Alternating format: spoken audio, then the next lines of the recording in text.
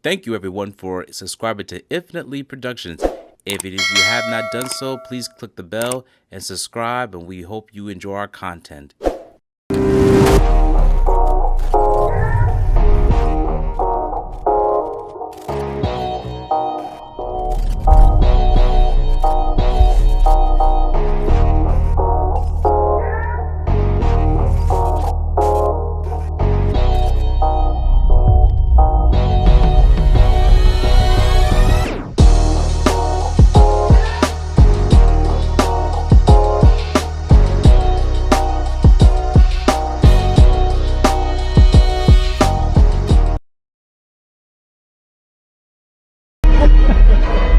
heart hears you.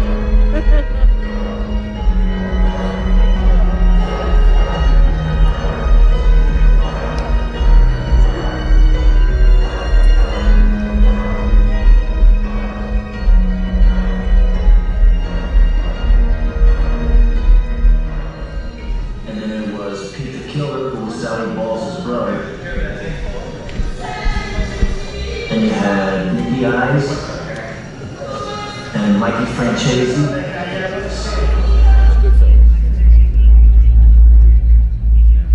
MichaelFranzese was not just a soldier, but a capo in the notorious Colombo crime family.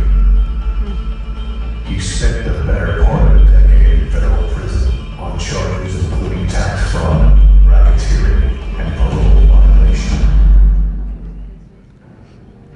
I grew up in New York where there were 5 organized crime families. My dad, Sonny Franzese, was the underboss of the Colombo family back in the 1960s. I went to see my dad in Leavenworth in the visiting room, and I said, "Dad, I'm not going to school anymore." And he said, "Okay, son, but if you're going to be on the street, then I want you on the street the right way." In his mind, the right way was to become a member of his life. He said, "Go home, somebody be in touch with you, do whatever you're told." That's how it started for me. He was a main member of organized crime. His main forte was making money for the mob. In a very short period of time, he made over $1 billion for the Colombo organized crime family. Yeah, by far the most lucrative business I got involved in was the wholesale gasoline business. And in a nutshell, we devised a way to collect the taxes, not pay the government the taxes. And I was there to be in business, to make money, real money. Maniac magazine called him the mob's young genius. The government called it one of the biggest money earners in the history of organized crime. Handsome and highly young man, as rich as royalty, and royalty is a prince of the mafia. Made millions, lived a flashy life, until he noticed he got done. Did you fix any games in college? Absolutely. He says he doesn't have 14 million. He doesn't. He has about 50 million. How do you know that? Because I personally delivered it. I was notorious, infamous, maybe sophisticated at times, but I was a criminal. Eventually you realize it's a life built on treachery, and that money and power are the driving forces. And I began to question the life and my commitment to the life at that time. Making the most money for the mob since Al Capone, Michael was the youngest person listed on Fortune magazine's 50 most wealthy and powerful mob bosses. Now, as one of the only guys from that list still alive, Michael has transitioned from powerful mob boss to now speaking in front of thousands of people each week. A lot has changed these past 20 years, but it's safe to say that MichaelFranzese is a man on a mission.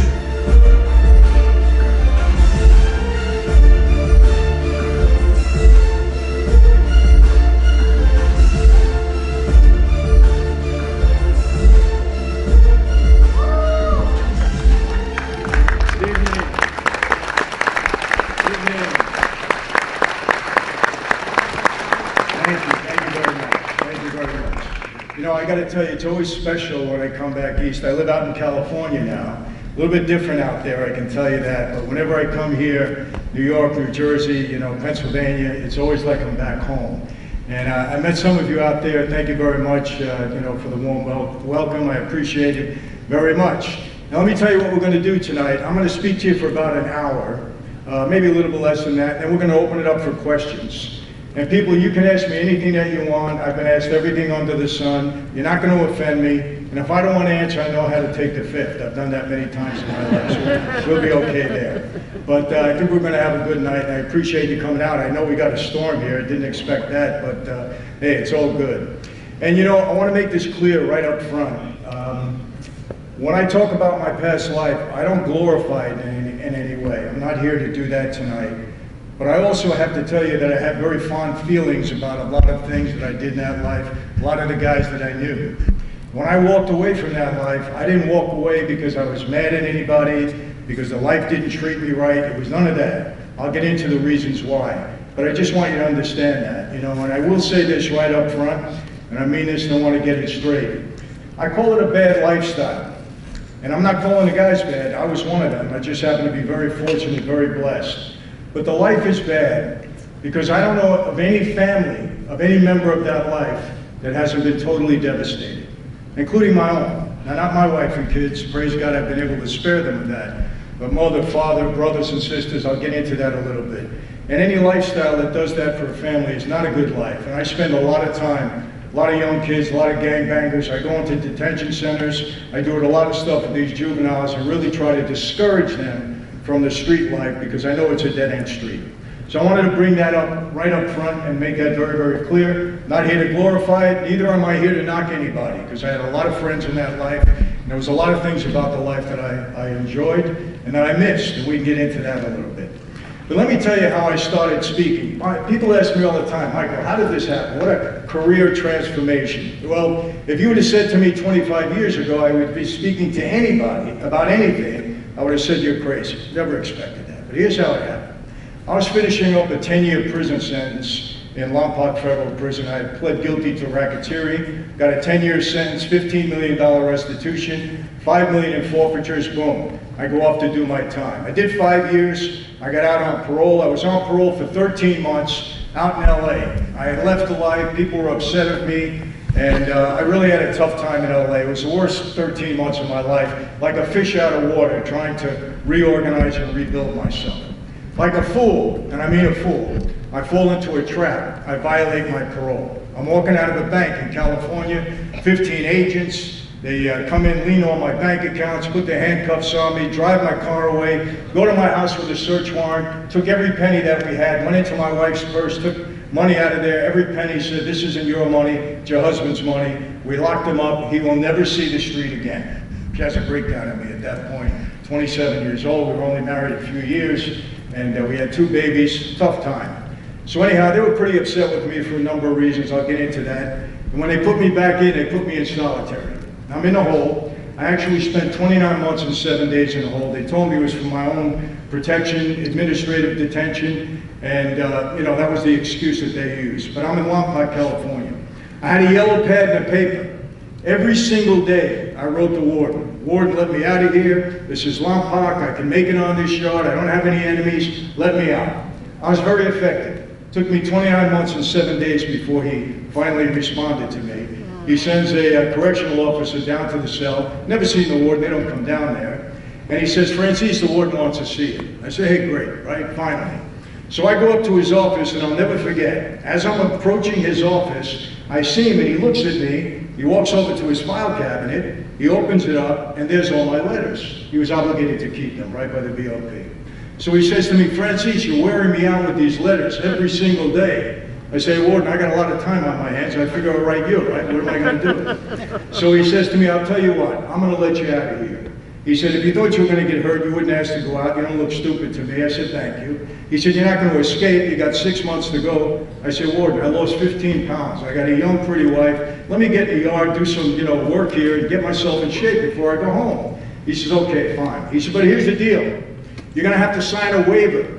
Anything happens to you on the yard, you're not going to sue the Bureau of Prisons. I said, give me anything, I'll sign it.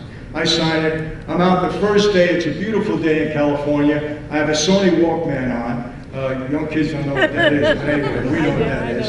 And I'm walking the yard, I'm listening to Billy Joel, right? I'll never forget. It was great. I felt like I'm free. I get about halfway into the first lap, and I hear over the loudspeaker, Franzese, back to the warden's office. Now, I was what you call a central monitoring inmate, meaning any movement on my part had to be approved by Washington, D.C., Bureau of Prisons. So I figured they heard I was out in the yard, they were going to put me back in the hole again. I'm preparing my speech, and I get there, and it gets worse. I see two guys in suits. I don't need to see a badge. I see the suit and the shoes. I knew exactly who they were, FBI, right? So I said, hey guys, leave me alone. I had a whole big deal with them with cooperation that I didn't want to do. I said, I'm going back to my cell. I said, I'll spend the next 6 months, I'll go home. Franzese, get back here, we need to talk to you. I said, no guys, leave me alone. Get back here, it's important. Now I'm thinking maybe something's up with my family. What happened? So I go back into the office. I said, what do you guys want? They said, let me ask you a question, Mike. How long have you been down? I said, I've been down 8 years. You guys know that. You put me here. They said, well, you claim you turned your life around. We're going to give you an opportunity to prove it. I said, what do you mean? They said, Major League Baseball, the NBA, NFL, NHL are getting together to do an anti-gambling video. You know, I had a couple of bookmakers working for me on the street. They said, you know better than anybody the problem that we have in professional sports. We want you to come and participate in this video and tell the athletes exactly how they get set up and how they can avoid problems. I said, guys, you've been telling me all this time I'm going to get killed. Now you want me to do a video? I said, this has got to be a setup, right? I said, I don't do videos. They said, no, it's legit. I said, I don't do videos.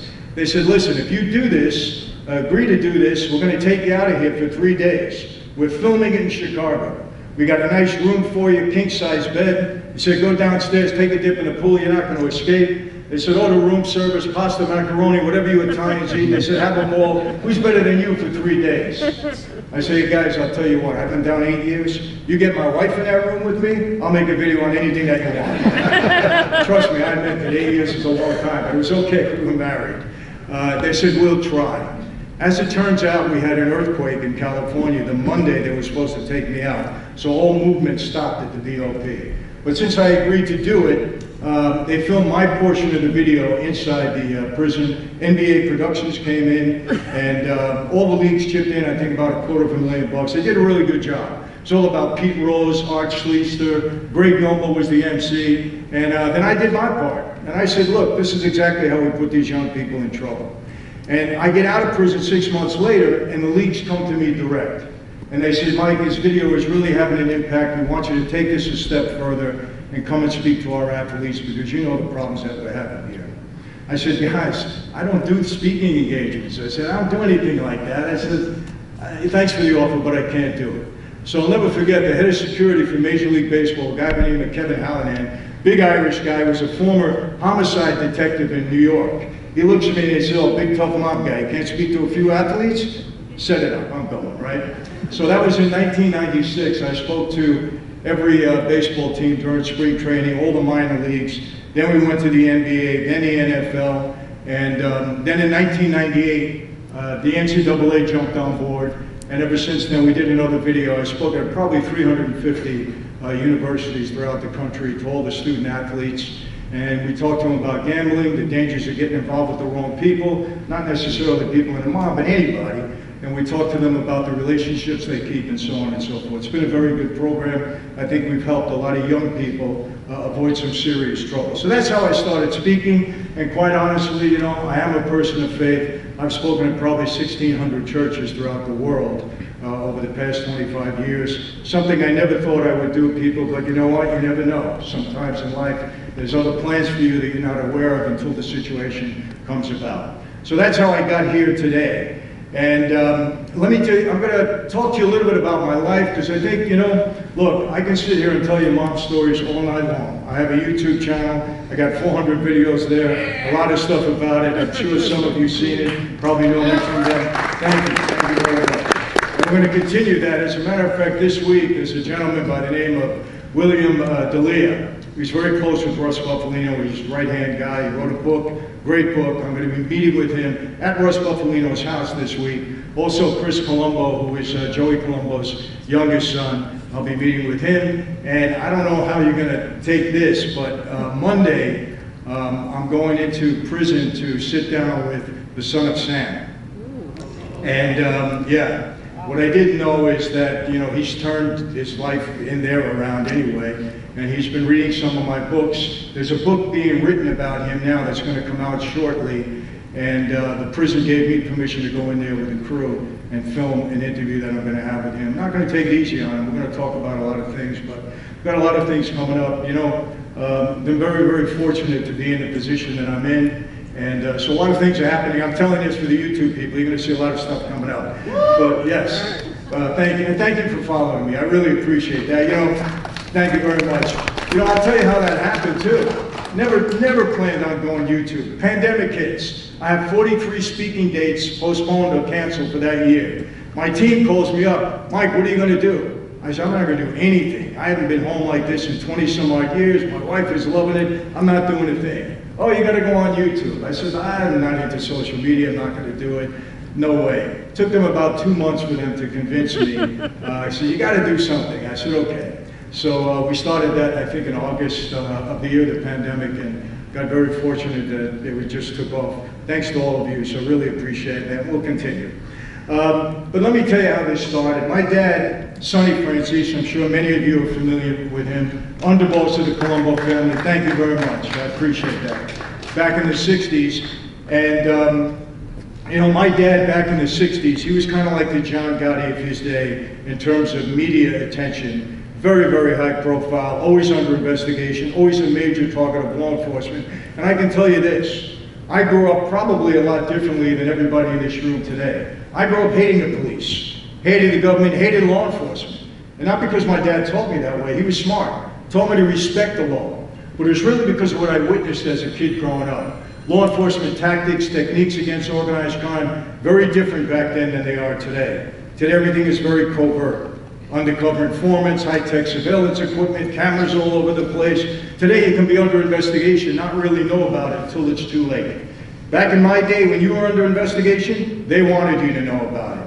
And for a period of about 10 years, when I was a kid growing up, Brooklyn, later on Long Island, my dad's under investigation from 7 or 8 different agencies. FBI, IRS, Queen Detective, Nassau County, Brooklyn, you name it, they were on him. Every one of these agencies had a car parked around my house, 24 hours a day, 7 days a week. They had us going on all sides.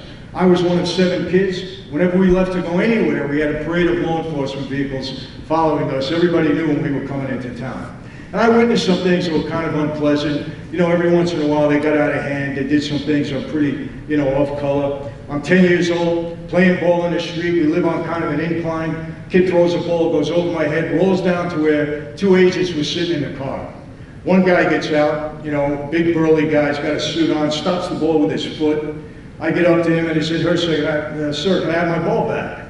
He looks at me, pulls his jacket aside, he's got a gun in there, and he said, this is for your old man one day. That's scary stuff when you're 10 years old.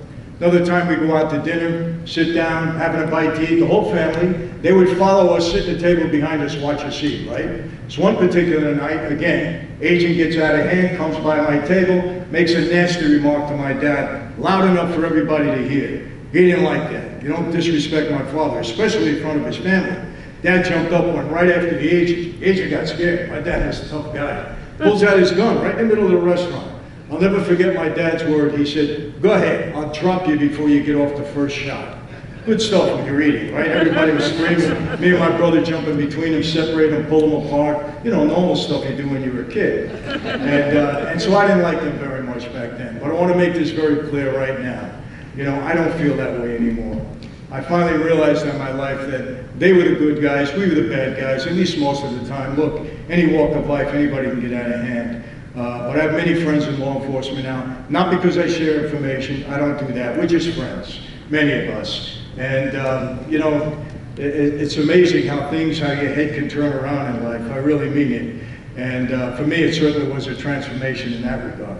But back then it was different. And I love my dad. I don't care what people said about him, what I read in the newspaper. Great father, great husband to my mother. He didn't want this life for me originally. He wanted me to go to school, be a doctor. Son, stay off the street, get an education, that's what it's all about. And I was on that road until my dad got in some very serious trouble back in the 60s. Indicted 3 times in the state of New York, twice for grand larceny, once for murder. Went to trial on all 3 of those cases, found not guilty, acquitted in court. But then in 1966, my dad was indicted in federal court for masterminding a nationwide string of bank robberies. Went to trial. After a lengthy trial, he was convicted. In 1967, my dad was sentenced to 50 years in prison. Longest sentence for a bank robbery conspiracy case ever given up to that point. 1970, he loses all his appeals. They ship him off to Leavenworth Penitentiary in Kansas to do his time. And I was devastated. My dad was 50 years old when he went in, figured he had 50 on top of that, thought he'd never come out of prison alive again. And, you know, I gotta tell you, there are some perks. I mean, look, we had a lot of struggles during that time. Don't want to get into all of that at the moment, but very, very tough, you know, throughout the 60s with my dad getting in and out of prison. A lot of stuff going on, really impacted my brothers and sisters and my mother, and me too, to a degree. But there are some perks, you know, having a dad in that lifestyle. You know, I'll tell you this, I always like to honor my dad with this story. I was an athlete in school, played all 3 sports. My dad would never miss a game, no matter what he was doing. Mob business, legit business, I'm playing ball, he'd show up, right? Baseball was really my sport. This happens so often, I'll repeat it. I'd be playing ball, I'd be up to bat, and I'd be looking for my dad. Because he'd always come late, right? I look out of the corner of my eye, here he comes. He pulls up in a big black Cadillac or a black Lincoln, that's the car he drove. For those of you my age, remember those 1960 Cadillacs? Their fin was half the size of this room. You couldn't miss him, right? So he'd never go into the parking lot, he pulls right up to the field. He gets up, he gets out of the car, always dressed sharp in a suit, didn't dress any other way, always had 5 or 6 guys with him, he would never travel alone. So they get out of the car, they go onto the field, go up into the stands, I'm up to bat, I kid you not. The umpire took one look at that crew, never called strike 3 on me. I used to say, hey Pop, you're very good for my batting average. I played football, nobody would tackle me when he was in the stands.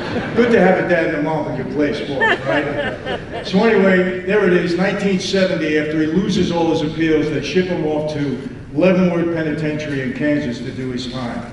I'm a pre-med student, Hofstra University, was going to be a doctor, that's what my dad wanted for me, and I was devastated, like I said. And at that time, Joe Colombo had started the Italian-American Civil Rights League, if you remember, some of you. I was the first day on the picket line when we started picketing the FBI on 69th Street and 3rd Avenue. I looked at it as a way to help my dad out, because people, I want to tell you this. My dad obviously did his things in that life, and I'm not going to sugarcoat anything. But that particular crime that he went to jail for and did all that time for, my dad was innocent of. He was no bank robber. I'll take that to my grave.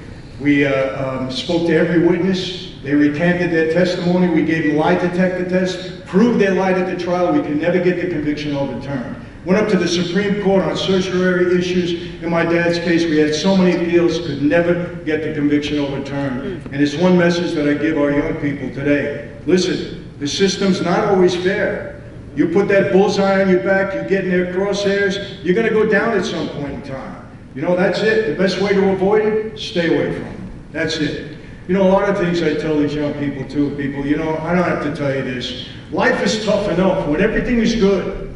Everything is going great. You know, doing the right thing in your life, all is good. And all of a sudden you have a pandemic. God forbid, an illness. Something in this crazy country that's going on now. Inflation, a million things can happen when everything is good. And I tell them, if you do the wrong thing, you suffer so many consequences, you put more baggage on your back to carry around. It gets very, very tough. I can't tell you how many times I visit prisons and I talk to some of the men, encouraging them, and guys look at me, Michael, look at me, I'm 55, 57, 58, 60 years old. I get out of here, what am I going to do with my life? It's tough. We got one shot at this, and we got to try our best, you know, to do it without bringing a lot of baggage on our back, and believe me, I know about that. So, Joe Colombo, he kind of takes me under his wing. I start to meet a lot of my dad's friends on the picket line. Mike, what are you doing going to school? If you don't help your old man out, he's going to die in prison. I'm very affected by that. I go see Dad in Leavenworth. We're in the visiting room. Dad, I'm not going to go to school anymore. If I don't help you out, you're going to die in here. No, son, I didn't want this for you. We go back and forth, back and forth. I was pretty headstrong as a kid. And he looked at me and he said, okay, but if you're going to be on the street, I want you on the street the right way. In his mind, the right way was to become a member of his life. He said to me, go home, somebody's going to be in touch with you. Do whatever you're told.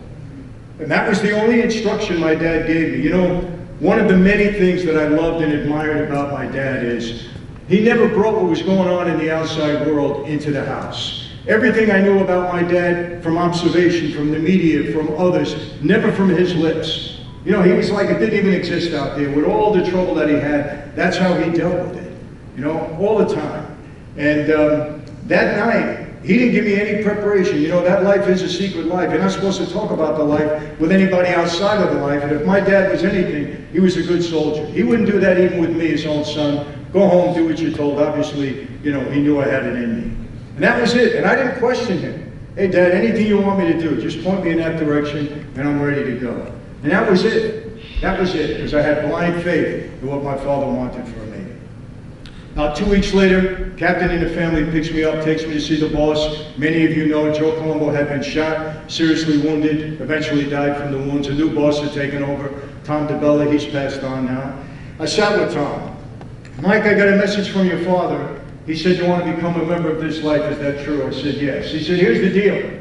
From now on, 24 hours a day, 7 days a week, you're on call to serve this family. That means if your mother is sick and dying, and she calls you to service, and you're at her bedside, you leave your mother, you come and serve us. From now on, we're number one in your life before anything and everything. When and if we feel you deserve this privilege, this honor to become a member, we'll let you know. And I was 21 years old at the time. And that's something I took very seriously back then, people. And I want to tell you something. The reason I say I'm not here to glorify the life, but I can tell you this. I met a lot of better guys on the street than I see in our government today, that's for sure. And I really mean that. You know, I really mean that. And the reason I say that, there was a lot of respect that we had for one another. Now, don't get me wrong. Things happen. I saw things happen for the wrong reason. We're on the street. We're not angels. We don't pray. We don't pretend to be. We don't take an oath and say, hey, we're going to benefit the people that elected us or put us in power. What I see going on today, I'm telling you, it's worse than what I ever seen on the street. And I really mean that. I really mean that. I don't want to get into the politics because you see, I get into it a little bit on the YouTube channel, and some people yell at me. They say, Mike, stay in your lane. I said, okay, thank you for that. But anyway, you're going to hear me speak out because let me tell you some people, I want to tell you this. I have 7 children. I have 7 grandchildren. One just born 2 weeks ago. Praise God. Thank you. And the good thing about this one, the first one born to my son, a boy, Jet. Call him Jet. What are they getting into these people with these new names? Anyway, Jet MichaelFranzese, but my other 6 are from my daughters. So this is the first one that'll carry the Franzese name. I'm very happy about that. But and I'm 72 years old. What are they going to do to me? But I'm worried about my kids and my grandchildren, the future of this country. We got some rough stuff going on, and I just hope it gets straightened out. So if I have to speak out about it, I will, just to enlighten people, at least give them my perspective coming from the street and what I see, and hopefully, you know, that we get this thing straightened out at some point in time. But anyway, you know, I don't want to get into it too much. You want to do that in the Q&A? I'm ready to go. So just bring it up. Yeah, I'm ready.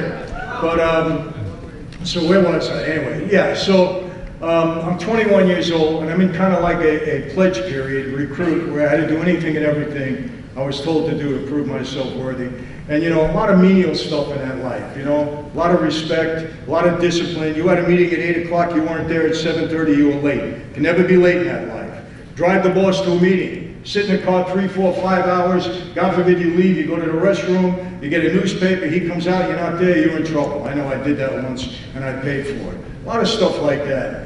And look, I want to be very honest with you tonight because I need you to understand where I'm coming from. That life at times is very violent. And if you're part of the life, you're part of the violence, and there's no escape. And if anybody tells you differently, they either weren't a made guy in that life or they're just not being honest with you, and I think you know what I mean.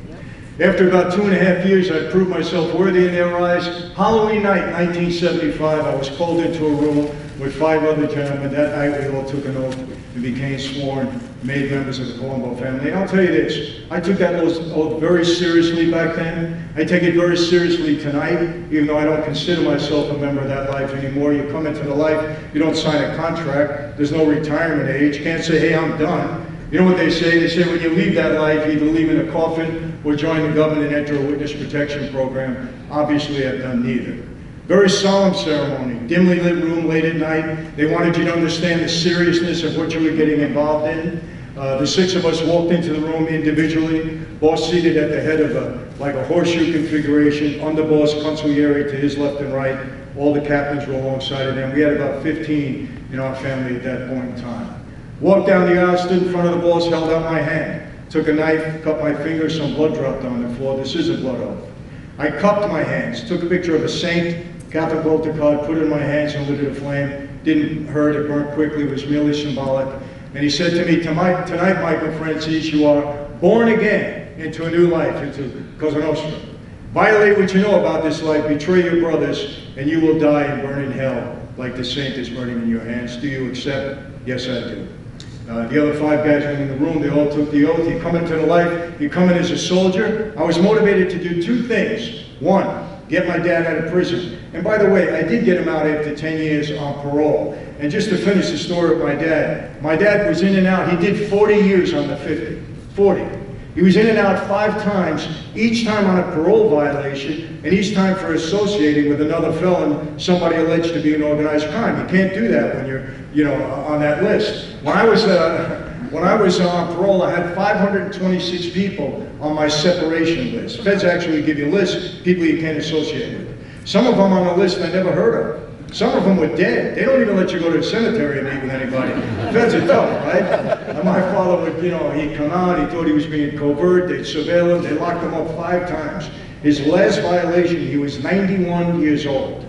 I go to see him in the prison. I said, Dad, this is getting ridiculous. Come on, man, you're 91 years old. You gotta stop meeting people. He said to me, son, what do you want me to do? I don't know anybody that's a felon, not a felon. Even you're a felon. I said, I know that, Dad, but you're allowed to see me. It took me 2 years to get off his list. I was number 1 on his list. Feds are tough, you don't want to mess with them. But the sad thing about that, I think they gave him a year on that violation. He gets out, and at the age of 93, he gets indicted again on another case, goes to trial, gets convicted, and they give him another 8 years at the age of 93.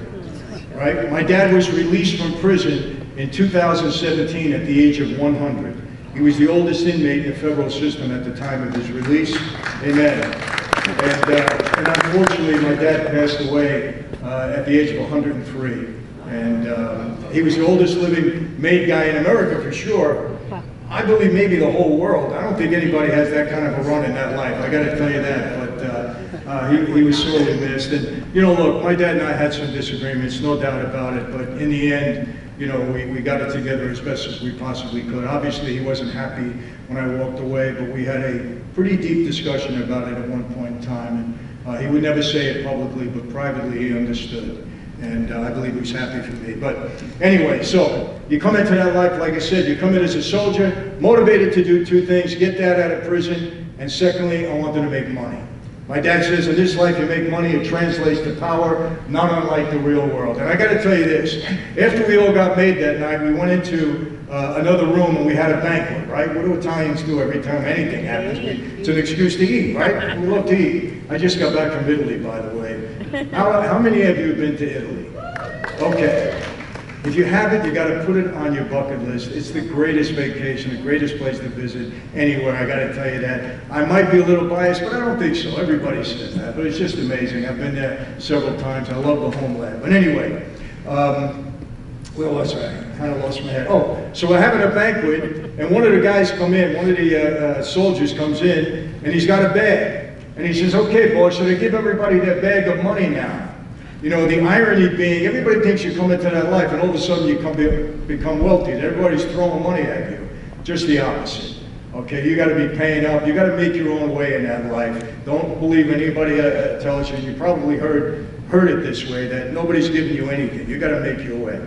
So, you saw the DVD. I'm not going to get into all of it there. You can ask me in the Q&A, but I was fortunate. I knew how to use that life to benefit me in business. I was pretty aggressive on the street, worked 24/7. That's all I cared about at that point in time. Went on to make a very significant amount of money. And, in 1980, the boss of my family at that time, Colin Persico, Mike, you're doing a great job. He said, I'm going to make you a caporal and a captain. And from 1980 until about 95, when I consider myself formally removed from that life, I operated in that capacity. And I'll tell you a few things, because it's been highly publicized. You probably don't know, but back in the day, I was in the gasoline business. And I created a scheme with another guy. Not created it, I want to make this clear. I wasn't the only guy that was doing it. There was other guys on the street that were doing it. But I will say this, I think we did it better than anyone else, okay? Because we had the system down right. And I ran that operation for about almost 8 years. We had all the Russians from Brighton Beach. We had a good crew there that were working with us. We went on to make a very significant amount of money. And, you know, just to give you an idea, I had about 350 gas stations at that time. I either owned or operated all through the Northeast, right down to Florida. And I had 18 Panamanian companies that were licensed to collect the tax on every gallon of gasoline. So we had a real deal going. At the height of my operation, we were selling 500 million gallons of gas a month. We were taking down 20, 30, 40 cents a gallon. We were bringing in $8 to $10 million a week at that point in time. It was a big operation, and people, I will tell you this now, every single time I go to a gas station to fill up my car, it's painful. It's painful. Especially living out in California where the tax is 72 cents a gallon state and local, and another 18 cents federal. Just give me a month, and I would clean up in that. I still know how to do it, you know, but I'm not going to do it, you know. And I got to tell you this, people, you know, I'm in church and I'm giving my testimony and talking, people ask me up with it, and I'm going to be honest with you. I have no moral issue whatsoever with stealing money from the government. I don't. No moral issue, because I believe I can do better with the money than they can. All they're going to do is throw it out or give it to, I don't know where they're going to send it, but a lot of them line in their pockets with it. But anyway, but I won't do it. I'm not going to go back to jail. I got a family, the whole bit. If I was single, I don't know if I could make that statement. But anyway, but yeah, we were doing very, very well at that point. I had a bunch of guys working for me. We had a whole big thing. And I got to tell you how good it got at some point in time. Everybody know who Tony Salerno was. He was the head of the Genovese family, right? Okay. He was a great guy, I have to say this. And I knew him fairly well. And I got a call one day, it was not a call, but somebody called me and said, Tony wants to see you. And he had a place in Harlem, right? That's where his social club was. So I go put it on record with my guy, and I said, Tony wants to see me. You do that whenever, you know, a boss of another family wants to see you. So I go see him. And it was a day in the summer. He was sitting out by his social club with a couple of guys. And he was sitting there right out of Central Casting, if you know him. He had the fedora, the cigar, you know, the gravelly voice. He was great. And a little bit on that stocky side. You didn't say that to his face, but they called him Fat Tony, you know that. So I pull up and we're talking a little bit, and he says, hey Mike, let me ask you a question. I said, what? He says, this gas business, I hear you're doing pretty good. I said, yeah, Tony, no complaints, everything's good. He said, you making money? I said, Tony, I'm doing okay, yeah, no problem. He said, I need a favor for you. I said, Tony, you're the boss, anything you want, whatever I can do. He says, I got these mamalukes around me. He said, they can't earn 3 cents. He says, you give them a job? I said, Tony, don't worry about it, I give them a job. He said, what will they do?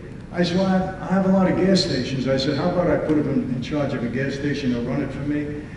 He says, okay. I said, but Tony, don't let them rob me. You know, these guys rob you, I'll cut off their hands, their ears. Well, you don't have to do that. But I said, just make sure they're okay. He said, no problem. He said, how much are you going to pay him? So now I'm thinking, you know, I don't want to insult him. I want to say the right thing. I said, Tony, how about I give him $1,500 a week in cash? Will that work for you? He looks at me, he goes, drops the cigar, he says, $1,500? Give them $500, give me the $1,000. I said, Tony, you got it. Just like that. I say, hey, you got it, whatever you want, right? I'll tell you something, people, when you're in that kind of action, you make a lot of friends. You know, people want to be around you, certain things. You also make some enemies, you know, it goes both ways. But I'll tell you what happened with that. When I realized what I had, because there was a guy that came to me, and a lot of people think that we would sit in our social clubs and plan the next business that we were going to corrupt. You know, I use that word. It wasn't that way. So often, somebody within a business would come to us. They had a plan to somehow defraud their company. They figure, hey, I can talk to this guy, I can finance him, he'll never snitch on me, I got protection, we can do this together. Happens so often. That's how I got involved in the gas business. Guy came to me who was being extorted by some other guys in another crew. I was able to help him out. We went in business together, and we put this scheme together. And it happened quite often like that. And when I found out, when I realized what I had, I went to my boss at the time, and I said to him, listen, I got something. I said, I'm going to show you more money than you ever saw in your life. And he looked at me immediately and said, we don't do drugs. I said, Junior, you know I hate anything to do with drugs. I said, I know that. And by the way, people, and for those of you that watch me on YouTube, whenever I say this, people jump, Michael, that's not true. You know, during our era, during my time in that life, we were not allowed to deal with drugs. We were told straight out, no drugs. Thank you. And if you deal with drugs, you die. And you know what? Unfortunately, I know some people that suffered that consequence. We were not drug dealers. We weren't major drug dealers. Were some guys doing it on the side, sneaking? Hey, we're street guys. Yeah, some guys were doing that. But not anything like the cartels or like, you know, in Sicily and Italy, different story. They do different things back there. We did not do that here. So I said, Junior, it's not drugs. He said, well, what is it? I said, it's gas. He said, gas. I said, yeah, it's a scheme, the government taxed the whole thing. I said, but Junior, here's the deal. I said, when this gets out on the street, everybody's going to want to get involved. I'm telling you, there's going to be big money here. I said, you can't let that happen because we're going to blow it. I said, so anytime I got to sit down with anybody, I said, I got to win. You got to back me up. Please, no politics, no nothing. You got to back me up. So he looked at me, I'll never forget. He sat back, he said, show me. Okay. A couple of weeks later, I started to show him. And I can tell you, in the 7 years that I was in this, I never lost an argument. You know, I got to tell you, in that life, money means a lot. You carry yourself the right way. You try to handle things the right way. Inevitably, you're going to have a problem, and I'm going to get into that because it's one of the transitions. You know, we have defining moments in our life, if you think about it. Defining moments that really have an impact on us and cause us to do things or maybe change the course of our life. Defining moments, sitting down with my dad, proposes me into this lifestyle. Another defining moment for me, which I'll get to shortly. So, I'm doing pretty good at that point in time. Okay, after a couple of years, a story comes out, I believe it was Newsday of the Long Island Press. My dad was home on parole. We had a big crew. We're making a lot of money. I had my own jet plane. I had a helicopter. I had a house in Florida, a house in New York, a house in Marina del Rey, California. I had 300 guys under me ready to do just about whatever we told them to do because everybody's making money. Everybody's happy at that point in time. Story comes out that we were getting powerful enough to break away from the Colombos and start our own family. Zero truth to it. It was like a fantasy. It never happened. It wasn't even a thought in our mind. Nothing to that effect. But you know, things like that start to get into people's heads. And so there was some rumbling on the street. You know, somebody had visited my Russian friends and kind of put a little pressure on them, so on and so forth. My dad is on parole. And normally, to try to protect my dad, I wouldn't let him go anywhere unless he came with me. I didn't have a record at that point in time, right? So he calls me up. He says, Mike, I got to see you. I said, okay. So I go to his house in Long Island. And we're in the driveway, and he says, boss wants to see us tonight. I said, okay. We were both captains at that point. I said, okay, what time do you want me to pick you up? He said, well, they want to do this differently. They want me to come in first. They want you to come in second. I said, well, why? Why are they going to do that? He said, well, this is how they want it. I said, Dad, I don't want to do that. I said, you know, there's some talk on the street, that stupid article that came out, they visited my Russians. I said, no, we're going to go together. He said, no, we got an order, we got to follow the order. I said, Dad, no good. I don't like it, there's no reason for that. Long story short, we're back and forth for about a half an hour. It was the first time I ever really had an argument with my dad. I was upset. Finally, after a half an hour, threw my hands up. I said, you know what, Dad, been listening to you all my life. I don't like it. If you want it, we'll do it. So, I leave. Jimmy Angelina, good friend, another captain in family, calls me. He says, meet me on such and such a place. Boss was on parole, so this had to be a covert meeting. We had to make sure that you know, we weren't followed. So I meet him in Brooklyn, and we had to go to somebody's house. It was going to be the basement apartment of the guy's house. So I park my car, I get in the car, Jimmy's driving. There's another guy sitting in the back. And I recognize him, but I didn't know him well, right? And Jimmy doesn't really introduce him. I get in the car, we're driving, making sure that nobody's following us. I'm waiting for Jimmy to tell me, you know, what's this meeting all about? Because I really didn't know. But he doesn't tell me about it. He talks to me about the Yankees. I'm a diehard Yankee fan. I didn't want to hear about the Yankees that night. I know we're suffering this year, but I didn't want to hear about the Yankees that night, right? And I'm waiting for him, nothing. So we get to the house. It was a day in August, I'll never forget. Summer day, it was warm out. We get to the house, and I get out of the car. I'm assuming Jimmy gets behind me, and the other guy somehow behind him. I don't turn around, look back. It was about a 30-yard walk from this car to the basement apartment. And people, I'm going to be honest with you, one of the horrors of that life, you make a mistake, your best friend walks you into a room, you don't walk out again. And throughout my time, obviously, I'm aware of situations like that. And I'm walking, and I'm starting to get nervous. As a matter of fact, I'll use the right word, I'm starting to get scared. I'm saying, what's going on here? This guy's not talking to me. I'm going down this path here. I don't know what's happening. I don't like this setup. And I'll tell you how nervous I was, scared. I said, when I talk about this, I can see the fireflies and I can almost smell the fragrance of the flowers because I was scared. I'll be honest with you. My heart pumping out of my chest. I didn't want to, show that I was scared. People have said to me, Michael, why didn't you cut and run? Well, I can tell you this, it wasn't heroic. It was kind of robotic.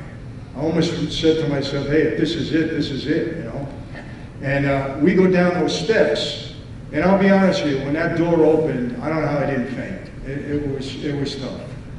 But anyway, I didn't, and I'm here, right? So we sit down, and they start grilling me about the business and about money and this, because the article also said that I was making $2 billion a year or something. Absolute nonsense. A little bit less than that, but it wasn't $2 billion. That was crazy, right? You know how they exaggerated it. So anyway, back and forth, and I'll be honest with you, I'm starting to get mad.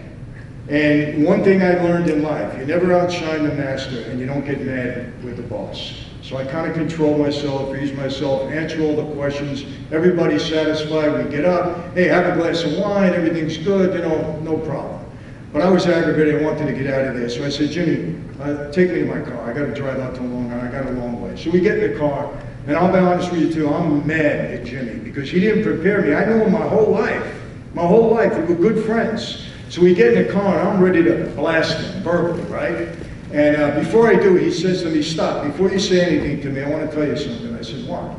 He said, this was a real problem for you tonight, Michael. He says, you held yourself up in that meeting. This could have been a real problem. Now I got even more mad. I said, you know this? And you walked me into this? You don't tell me anything? I said, I know you all my life. This is what you do? Very smart guy. He turned around to me and he said, well, let me ask you a question. If it was the other way around, would you have told me? I thought about it for a minute. I said, no. He said, Mike, this is the life we lead. You know it as well or better than anybody. You grew up around it, didn't you? And I couldn't really say anything to him at that point. I was just thinking about it. And then we get to where my car is. And I go to get out of the car and he grabs my arm. And I'll never forget this, people. Very, very significant in my life. And he looks at me, he says, Michael, you're not going to want to hear this. He said, but take it to the bank. It's the truth. I said, what? He said, your father was in there before you tonight. He didn't help you one bit. He threw you under the bus. I said, okay. And I got out and I started walking to my car and I'm thinking, because my dad and I were tight, and I'm thinking, what did he do? But then knowing my dad so well, I think I started to put it together. And instead of really sticking up for me, hey, my son would not do this, he would never steal, he would never do this, he kind of said, hey, and I verified this later, I'm on parole, I don't do anything, my son handles everything, I don't know what he's doing. And he just left it like that. And it was serious, because my dad had a lot of juice. He could have said, hey, stop this right now, my son would never do anything like that, but he didn't. And you know what, people? Defining moment in my life, because I said, man, if this life can separate father and son, what do we really have here? And I want to be clear on this. I love my dad. I was very hurt by that. I didn't understand it at first. But as life went on, I kind of understood it without getting all the personal reasons within our family. But I will tell you this. That happened 2 years prior to another incident that happened in my life that caused me to walk away. But if that incident didn't happen with my dad, I would have never left the life. I couldn't have done that to him. I couldn't have betrayed him. And look, you got to be honest, I betrayed my oath just by walking away, by talking about it. It's the truth, and I'm not going to, I'm not going to cop out or not take responsibility for that. But that was a defining moment in my life. So, after everything, 1984, right? This goes away. Things are still going okay. 1984, I think a change started to occur in my life. What happened? Among many things I was doing, I was making movies. I had a production company in LA. Smokey Robinson is a dear friend, comes to me with a screenplay for a breakdance movie. A lot of music, a lot of dance, a lot of rap music, but that's when you can listen to rap music on radio. Not like today, forget about this stuff today. But back then it was cool. Sugar Hill Gang, Run DMC, Curtis Blow, Fat Boys, old school rap, right? So I said, Smokey, I'll make the movie, but we got to film it in Florida. I got a house down there, like the one where they're great. So we're filming this in Florida. I bring in cast and crew from LA to work in the film, 20 professional dancers, staying in a hotel, the Marina Bay Club, I don't think it's there anymore, in Fort Lauderdale. We had just finished 5 weeks of pre-production. We were going to start principal photography, the heavy work, on a Monday. Sunday, I throw a party for everybody in the back of the hotel. Beautiful day in Florida, everybody's having a great time, probably about 70 people there, the whole cast and crew. We're having a great time. I'm sitting by the pool, minding my own business, talking to a couple of guys, and all of a sudden, out of the water, comes this gorgeous 20-year-old girl. And honestly, I saw her, everything went in slow motion. It's like a Pepsi commercial, right? I said, man, who is this girl, right? And so the choreographer was sitting next to me. I said, Jeff, is that one of your dancers? She looked like a dancer to me. She says, yeah. I said, well, bring her over. I want to meet her. Big shot producer, she want to meet me. Why not, right? So she comes over. Huh? She comes over. Her name was Camille. I said, Camille, my name is Michael. I'm your producer. I want to get to know you better. So let's go to lunch one day. She said, sure. Sweet, polite, beautiful, right? So I set up one of the restaurants on top of one of the hotels. I got everything going but the violins. I figured she'll come up there, sweep her off her feet. She's mine, right? That was my attitude. I'm up there like 45 minutes. She never showed up. She stood me up, right? So now I see her on the set, and I said, hey, what happened? We had a date. You didn't show up. I thought she was going to say, I'm sorry. She said, yeah, I was busy. I said, oh, what do you mean? She said, well, I was rehearsing. I was busy. I said, oh, okay. Can we try it again? She says, yeah, sure, no problem. Anyway, she stood me up again. She did this to me 5 times. Oh my God. Now, if she was here, she said, now, stop exaggerating. It wasn't 5 times. Hey guys, I was the offended party. We know when we're rejected, right? I wasn't used to that. She didn't want to have anything to do with me. Finally, I'm pursuing her. She really got my interest. You know, I got 5 daughters. And I tell them all the time, you want to get some knucklehead guy, play hard to get. Guys always want what they can't have. Trust me. Piques your interest, right? Anyway, so finally I start to get to know her a little bit. We get to know each other on the set. We wrap the movie, and she lived in Anaheim, California. She didn't know anything about mob stuff. She saw The Godfather once. That was it. And believe me, there's nobody out in California. That's like virgin territory out there. So anyway, we wrapped the movie, and she says, will you come home and meet my mother? I said, yeah, I'm great with moms. Let's go, right? So we jump on a plane. We go to Anaheim, California, and I meet her mom. People, all I can tell you this, my mother-in-law, Irma, was the most godly woman you ever met in your life. You meet Irma for 2 minutes, your name goes in her prayer book. She had a prayer book like a telephone book, I'm not kidding. She didn't need to know your name, the boy on the street corner with the one shoe, the whole bit. That was who I was getting involved with, right? 2 strong Christians and a mobster. Anyway, I'll tell you what happened, people. I started to fall in love with this girl, really in love with her. And I said, look, what am I going to do? Am I going to marry this girl? She's 20 years old, and I'm going to bring her into this life? Now, let me tell you why, I believe it's a bad lifestyle. My mother, died in 2012. At the end of her life, I can only say that her relationship with my dad was ugly. It's the only way I can describe it. Why? Because she blamed him for everything that went wrong in our life. And what went wrong? And rightfully so. I had a sister, 27 years old, died of an overdose of drugs. I can't tell you what that young girl went through, my baby sister. My brother, 25 years as a drug addict. I can't even begin to tell you what we went through, what I personally went through with him on the street, trying to keep him alive. At the end of the day, he ended up, his drug problem, cooperating with the government, went into the witness protection program, and actually testified against my father. He was the one that put my dad back in prison. Son testifying against the father. My younger sister, 41 years old, never mentally stable. She died at 41. The whole family was destroyed. Destroyed. And every family of every member of that life goes through something similar. So I said, am I going to marry this girl and bring her into this same situation? So I had to make a choice. And I said, you know what? We're in trouble. Now you got to understand something. I was a major target of law enforcement. I was arrested 18 times. I had 7 indictments, 2 federal racketeering cases, 1 brought on by Rudy Giuliani. and one state racketeering case in Florida. I went to trial 5 times. I beat every case. The Giuliani case, there was 16 or 17 defendants, myself and a fellow by the name of Jimmy Rotunda, good guy here from Jersey. We were the lead defendants. The day of my arraignment, Rudy Giuliani comes up to me and my lawyer, and he says, Franzese, if I convict you on this, you're going to get double what your father got. You're going to get 100 years. That's the kind of time they were giving us guys back then. Look it up. Commission guys all got 100 years. You know, fortunately, after several month trial, I beat that case. All the Italians beat it. A lot of the Jewish guys got convicted. Total reversal of what everybody expected. But anyway, we're very fortunate. If we lose that case, I'm not here today. Guaranteed. He gives me at least 50. No doubt about it. So, you know, I said, am I going to continue in this life and bring this girl into this? Why? So I had to make a choice. And I chose her. And that was it. And thank you. And, just so you know, she's my wife now 38 years. Wow. We made it together. And I will tell you this, you know, people, and I mean this with all my heart, I'm not the real story here. My wife is a story.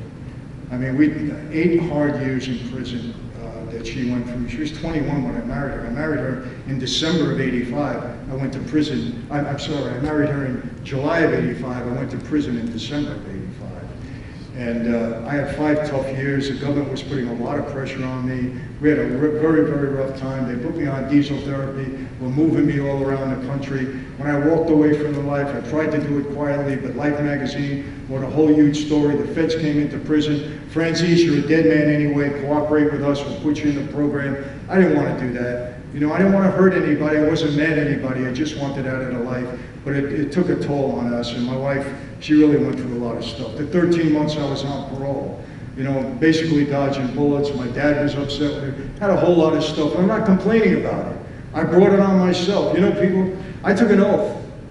And this is the life that I chose to lead by, that I took an oath to live by, and I violated that oath. And I understand why people were mad at me. So it's not, hey, you know, why are you doing this to me? You know, and I do have an issue with some of the guys. I don't judge anybody. But there's guys out there, oh, their life did me dirty, and this did me dirty. This is what we agreed to.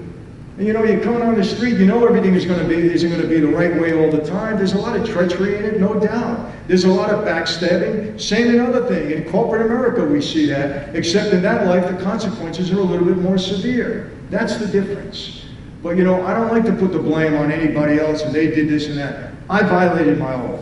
And I understood that I was going to face some trouble. And I did the bobbing and weaving and the things and, you know, make them believe with the government I was going to cooperate, but then I never did. You people know John Riggy, I'm sure, from here. Does everybody know that name? Okay. John and I were partners on a deal that we had in the city. I won't go into it. But when I was on parole, they picked me up in the morning, 6 o'clock in the morning, took me to Newark, New Jersey. And they said, we're putting you on the stand. You're going to testify against John Riggy because they were one of the co-defendants on the Giuliani case that got convicted was in the middle of this deal with me and John Riggy, and he blew the whole thing up and put me and John involved in it. And they said, we're going to put you on the stand against Riggy. Well, long story short, I refused that night. I said, I'm not testifying, he's a friend. If you want me to testify, I will, but I'm going to clear him because I did this all, he didn't do it, and I had, you know, my case was done already. So, they put me back on a plane. Within 6 days, I was violated on my parole. That's how it happened. But I'll tell you this, the best thing that ever happened to me was that violation and put me back in prison because then everybody realized I wasn't there to hurt anybody. I'm not testifying against my former associates. That's not what it was all about. But it was a rough ride, I can tell you, throughout all of that. And I will tell you this, and I mean this, you take a good look at me. I'm probably the most blessed, most fortunate person that's ever going to stand up on this stage, because had I been left up to my own and followed the path that I was on and didn't really think this out, I need to be dead or in prison for the rest of my life. There's no doubt about it, and I know that. And maybe that's what I deserved at that time. So, okay, I got to make a choice. So there, I beat them several times. After the Giuliani case, within a few months, they indict me on this whole gas case. The major witness on the Giuliani case against me was the major witness in the gas case. We destroyed him on trial in Giuliani. That's why I was acquitted. So now I went to my lawyer. I have leverage with the government. I beat their major witness. They want a conviction on me. I beat them 5 times. Let's take a plea. I'll do some time. I'll marry Camille, I'll give the government some money. When I get out of prison, I'll move out to California, I'll have parole and probation, use that as an excuse not to meet with anybody. Maybe after 10 or 12 years, they'll forget about me. That was my whole thing. That's what I thought out. But it's not always goes the way you think it will, right? So, I marry her in July. December, I take the plea. I think I said this already, 10-year sentence, $15 million restitution. I gave them the plane, the helicopter, the whole bit. You know, I go off to do my time. Told you what happened, did the 5, come out, and then violate and go back in. After the Riggy thing, go back in. The first night they put me in prison back, they said to me, Franzese, we're done with you. We're not going to ask you to cooperate anymore. We're finished. We violated your parole. We took every penny that you've got. We're indicting you on another RICO case. You will never see the street again. They bring me to MDC in LA, federal jail, ready to transport me back to Brooklyn in the morning to face the judge on the violation. And they put me in a hole. And people, I want to tell you this, I don't mind saying it, it was the worst night of my life. I was scared that night. I said, wow, another racketeering case? They took all my money? People, you don't beat these cases with a public defender. I spent millions defending myself. I said, they can't put me out on the yard. I said, they got all this nonsense going around me. I'm going to spend the rest of my life in this 6x8 cell. I said, my wife, how's she going to wait for me now? 27 years old, we got 2 little babies. I said, I'm going to lose the girl I did all of this for. I want to tell you this. I used to demean people that were suicidal. I called them weak. How do you not face up to your trouble? I don't do that anymore. Now, I wasn't suicidal that night. I wasn't that brave. But I said, man, I visited my father, 25 years in prison. I already did 5. I got to have this woman coming in to the vending machine, standing on line for 2 hours. I got to live like this, like an animal in a 6x8 cell for the rest of my life. I wanted to lay my head on that cot and just not wake up. That was my mentality at night. Just let me go to sleep. That was it.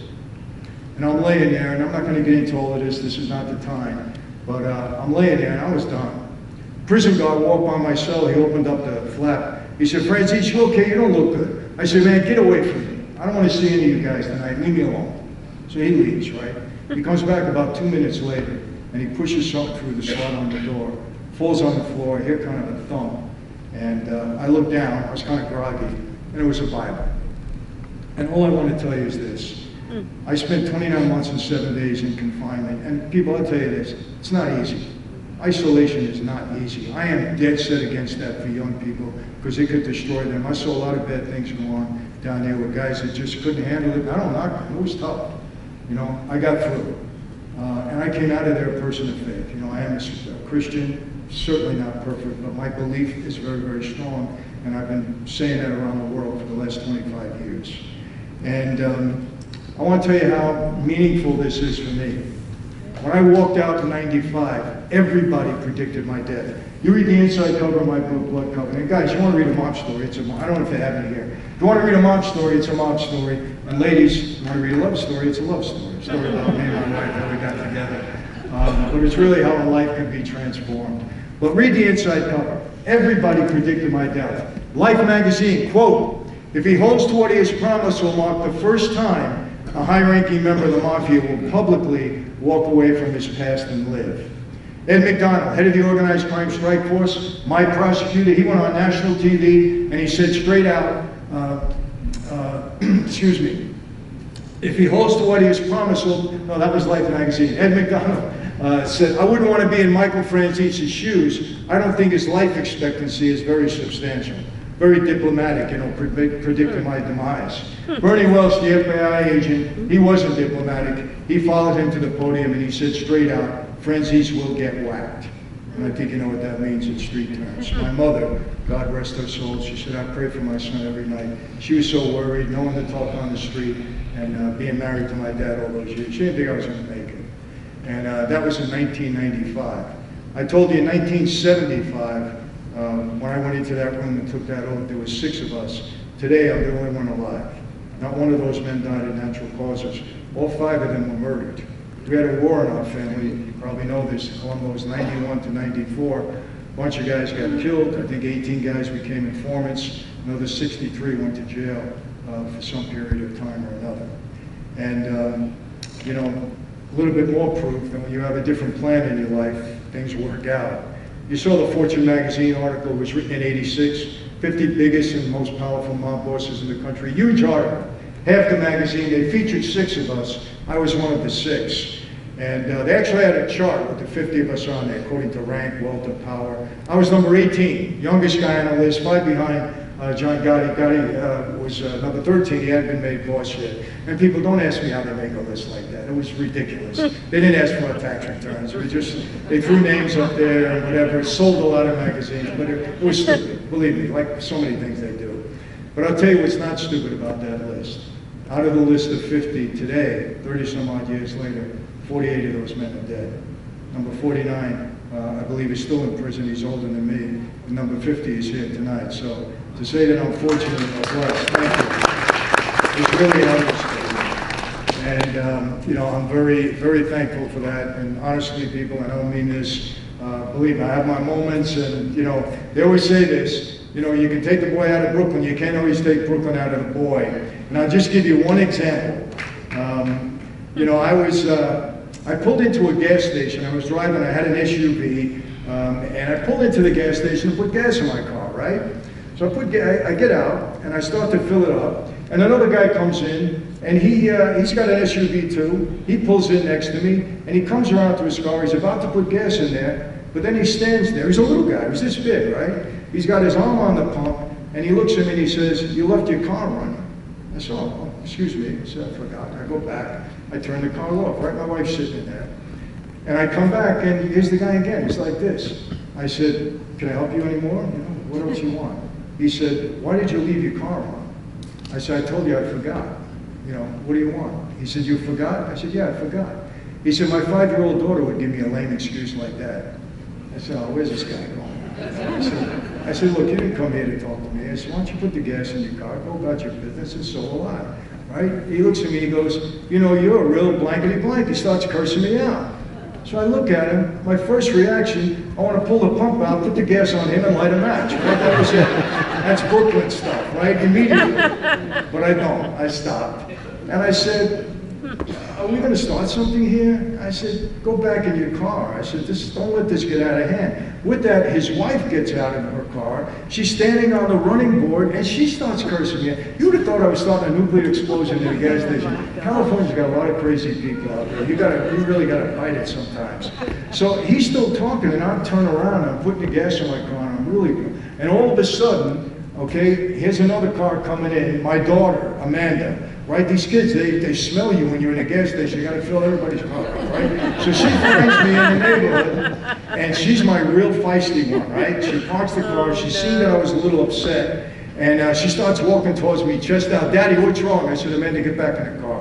"Daddy, what's wrong?" I said, "Amanda, get back in the car." If he would have said something to her, he was getting gassed. That was it. But fortunately, you know, I held it. And I'll never forget, I'm walking back and I'm saying, "Let me get this guy's license plate number. Maybe I'll catch him at Starbucks or sometime." Whatever. But I don't do that either. I get in the car, my wife said, "What was that?" I said, "Don't worry about it. Just keep it up, you know." So, you know, listen.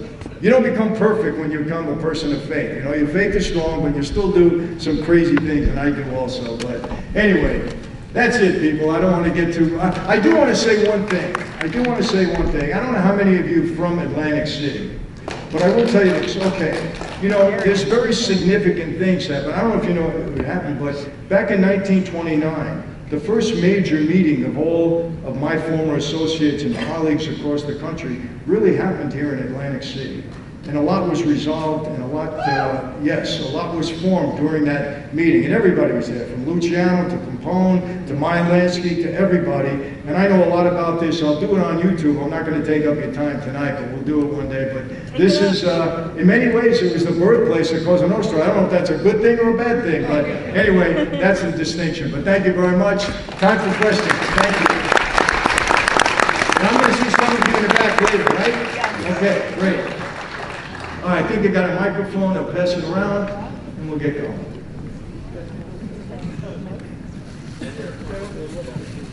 Yes.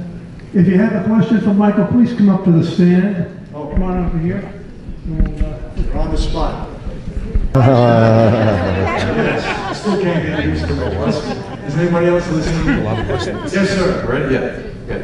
I saw you on YouTube a few few videos, and you and Sammy the Bull, you had an argument. He says, "I'm going to break your fucking arm." And you went up against him. This isn't directed at you. But people say to idolize. So I said, "God bless you, Sammy." The mafia people, not to be idolized, they're murderer and thugs. Okay, and let's face that. If anybody's to be idolized, it's the veterans. I'm a Vietnam vet. They're the people to be idolized. At 12 years old, I had a knife to my neck. I was almost murdered and killed in the Navy, so I know a little bit about that. My story is, you heard of, I was born here in Atlantic City and raised in an Italian neighborhood called Pitney Village, called the Italian Village. And there used to be a mafia boss here called Nicky Scarfa, who was a little piece of shit. I'm sure you know him. I knew Nicky very well. Yeah, he was a piece of shit. I had a friend as a teenager called Pepe Levy. And you mentioned his name, I think. Pepe Levy was a tailor. You know Crazy Phil Leonetti, okay? He had an argument with Pepe. He punched Pepe in the mouth, and he said, "I'm gonna go to cops." Nicky heard about this. Now, he was my friend, Pepe. He befriended me and stuff like that. And I woke up one morning, my dad says, "They murdered your friend." I said, "What are you talking about?" Pepe says, "I'm going to the cops." Well, about 2 days later, Nicky says, "Pepe, don't worry about it." He said, "I'm not going to do nothing, Nicky. No, can you drive my friends to Downey Road, Pleasantville? Take them out for a ride." "Oh, sure." So Pepe's driving, and Phil Leonetti's in the back. And the other guy goes, "I got to take a piss to get out there." And then Phil Leonetti put 5 in his head. I'm just wondering. I never forget that. Yeah,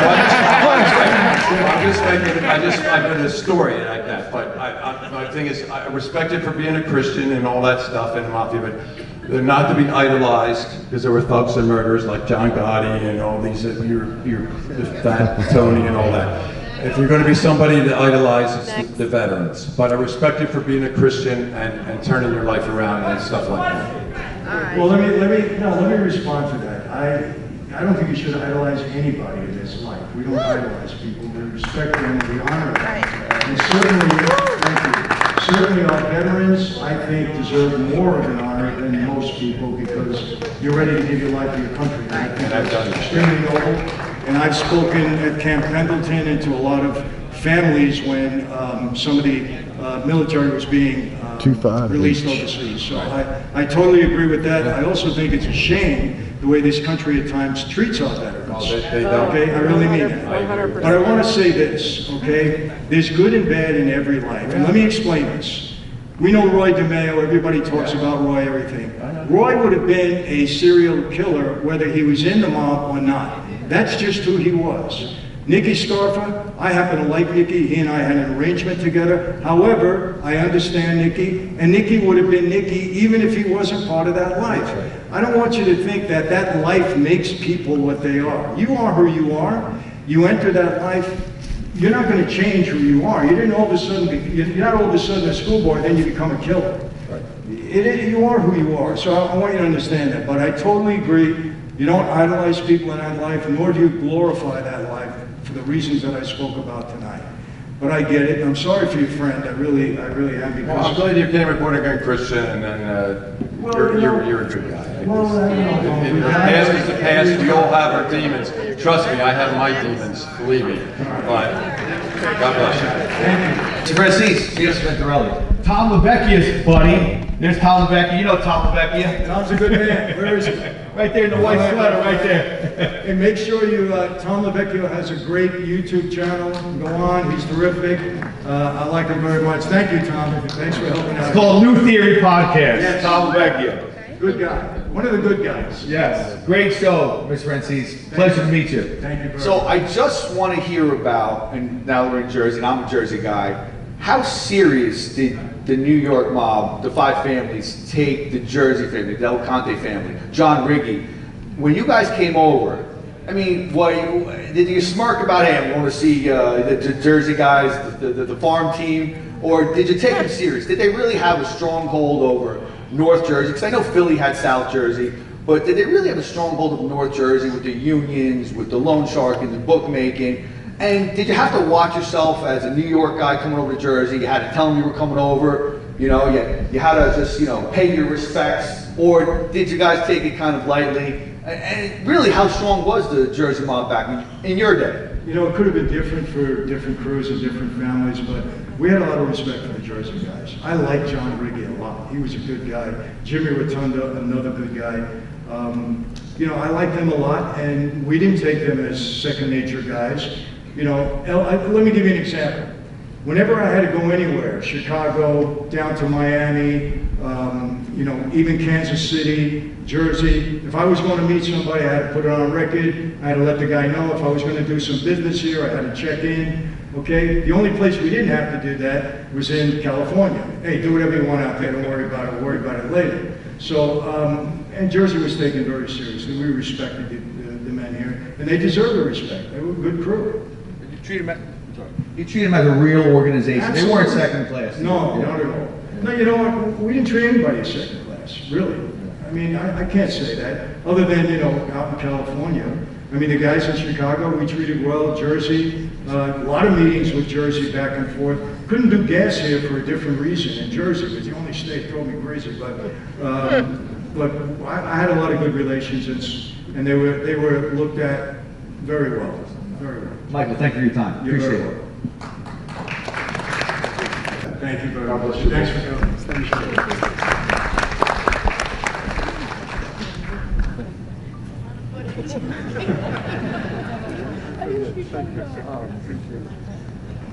Mr. Franzese, as someone of stringent religious Christian faith, do you happen to have any spiritual / pagan / Wiccan beliefs, or at least pay lip service to those beliefs? No. Do I have pagan beliefs? No. Correct. No, I am a Christian, and I want to make this clear. I'm not judging anyone for those that are not of the Christian faith, but I do believe 1,000,000% in my Christian faith. And I want to tell you this, you know, I want to make this very clear. When I was in the hole, I had my wife send me in about 300 books. I mean this, I had nothing but time on my hands. I studied every faith.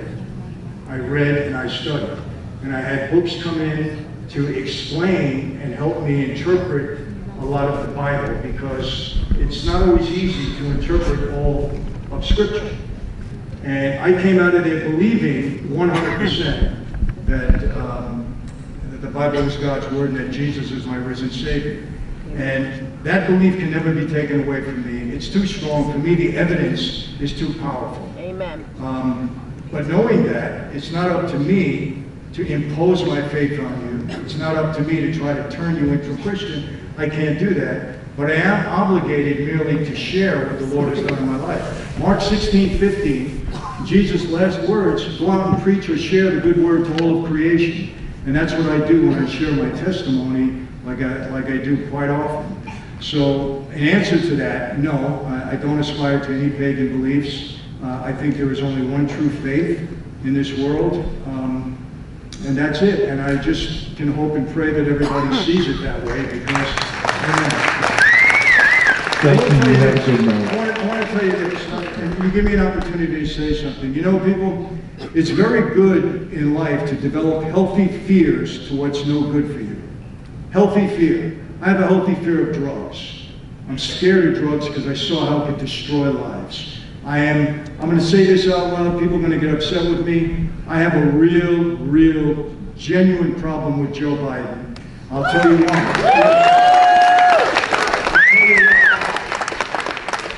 Because I spoke to 850 Border Patrol agents, state of Texas. You cannot believe some of the horror stories that they told me of things that are happening at that southern border. Strictly because Biden opened the border. You can make every excuse in the world. Congress didn't do their job. Fine. Congress don't do your job. Close the border and let them do the job, right? So that we don't have this stuff coming in. There is more drugs pouring into this country. In the last 2 years, 200,000 people have died from opioids. One of them, my daughter's boyfriend, 24 years old, used to do all my video work for YouTube, was staying at my house, beautiful man from Michigan, took an Adderall at midnight in my house. An Adderall, 5 minutes later, collapsed on the floor and died. In my house. because he didn't know. And Adderall laced with fentanyl. You don't even know this stuff is not, it's poison. And he's allowing it to come in. What kind of, that's worse than any monster on the street. Worse. Thank you for your time. You have a good night, Mr. Franzese. I'm sorry to open the door for that, but you know, for me, the reason I was saying a healthy fear, I want to tell you this. Just look at it this way. There is a heaven and there is a hell. I believe that with all my heart. You know, the good news is none of us have to go to hell, because we have a God in Jesus that last minute on the cross, thief on the cross in the last few seconds of his life. You know, what did Jesus say to him? Today you'll be with me in paradise. We can live a horrible life, but if we sincerely confess our sins and believe in Jesus, then we have a shot at eternity. We're going. And I just hope that everybody does their work. And I tell this to guys all the time. I said, don't listen to me. Do the work like I did and see what you come away with, because the evidence is very powerful. And I think, you know, look, I'm not a biblical scholar, but I think I can debate that with just about everybody, because I'm very into it. And I'm not into it to try to bolster it. I'm into it because this is what I believe, and it's been proven to me. So, and let me just tell you this. I want to tell you how I break things down. You just talk about pagan, right? When I first came to faith, right, from the time I was 5 years old, what did my dad say to me? You got to be a man's man, Mike.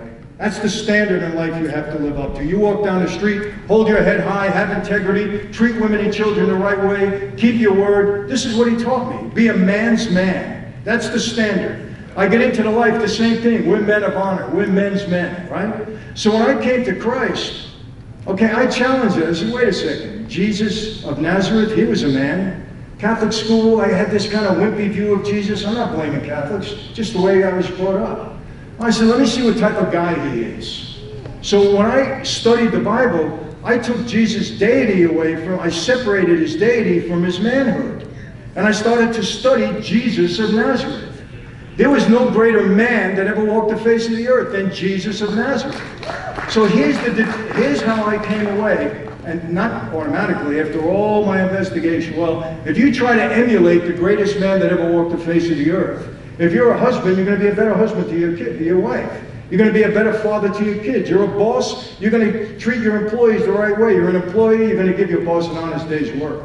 Everybody in the community is going to benefit from you emulating the greatest man that ever walked the face of the earth, and you're going to benefit throughout your life. And then I looked at it this way.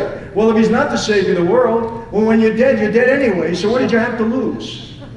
So, emulating the greatest man that ever walked the face of the earth is a win-win situation, because if he is the savior of the world, like I believe, we have all of paradise to gain.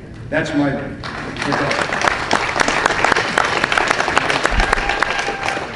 So listen, if you're a pagan, I'm going to meet you in the back. You're in trouble with Tom. Yes. Hi, Michael. I was just wondering, I read an article, and of course I don't know if it's true, but if so, are you going into the wine industry, and will that wine be sold in the U.S.? Well, thank you for asking that. I am actually, we need some wine. I actually am in the wine business now for the last year and a half. Franzese Wine, FranzeseWine.com. We are beginning to distribute all over the country. We just got approved to go into 41 states. We're right now in Ohio, California, Nevada, where else? A few other states that we're in. And we are now working, actually Monday we have a call with a distributor here for New Jersey. So hopefully by the early part of next year we'll have it here. And we're very happy about this business. It's going well. Good luck with it. FranzeseWine.com. You can order it online right now. You know, it's easy. But you can wait till we get to it too. Yeah, very happy about it. Thank you. Just got me in trouble actually, because USA Today wrote a big story. It just came out last week. Franzese has a $1 billion wine company. It's not a $1 billion wine company. I don't know why they keep throwing these. They keep throwing these billions next to my name. It's not $1 billion, but hopefully it will be one day, but not today. Long time, Mike. Okay. Vinny. Thunder. Hey, let me shake your hand. His dad was a we were on trial together, and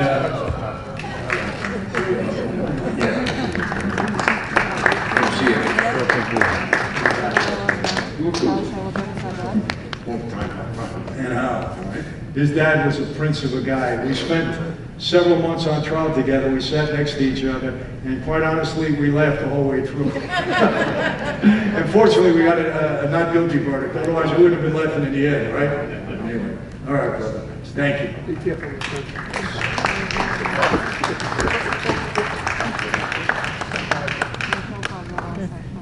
Hello, Michael. My name is Jason.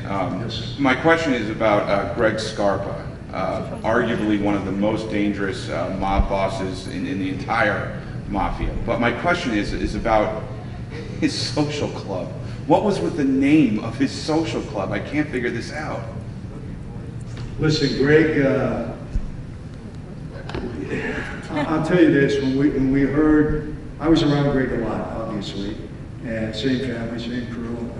When we heard that he was, basically an informant for 20 years, a lot of guys got pretty nervous, including myself. But he never did anything to hurt me in any way, shape, or form, nor did his son. He was just a rough guy, what could I say? He was one of those guys that he was who he was. You know the story with him, I think.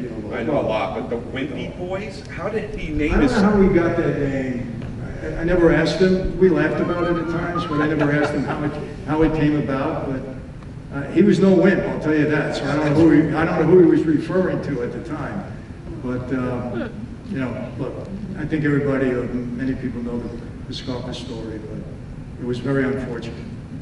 And what happened with him is he died of AIDS, basically from a blood transfusion. Terrible.